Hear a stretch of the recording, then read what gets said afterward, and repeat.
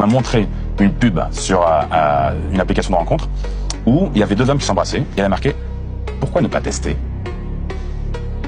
Je trouve ça amoral.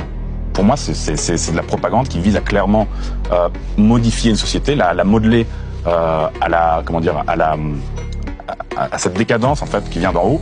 Et je trouve que c'est juste cracher sur le travail qu'ont fait toutes les générations avant nous, tout le sang qui a été versé par nos ancêtres, c'est cracher dessus en fait. Faire ça, c'est... Est-ce que tu penses que tout ce qui relève de la sexualité devrait rester dans une sphère privée ou du moins dans une sphère de rapport entre un parent et un enfant et c'est pas à la société de s'en mêler? Oui, j'ai été marqué quand en cours de biologie, lorsque j'avais seulement 13 ans, on nous apprenait à mettre des préservatifs sur des bananes. On avait parlé dans une vidéo. Pour moi, à 13 ans, vous devez apprendre tout sauf cela.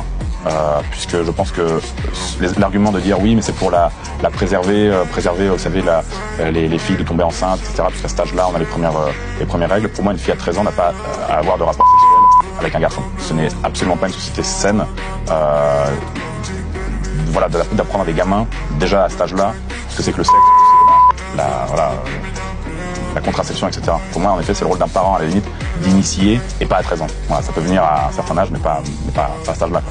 Mais après, ça, c'est un détail. Il y a plein d'autres choses qui gangrènent un peu la jeunesse, qui la pervertissent, ne serait-ce que très facile, à plein de contenus très sexuels, les musiques.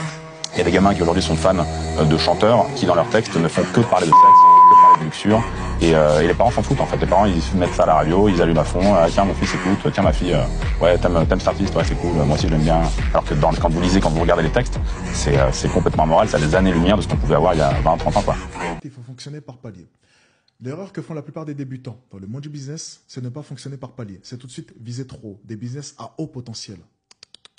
Non, tu peux très bien viser un business avec peu de potentiel, mais beaucoup plus d'opportunités,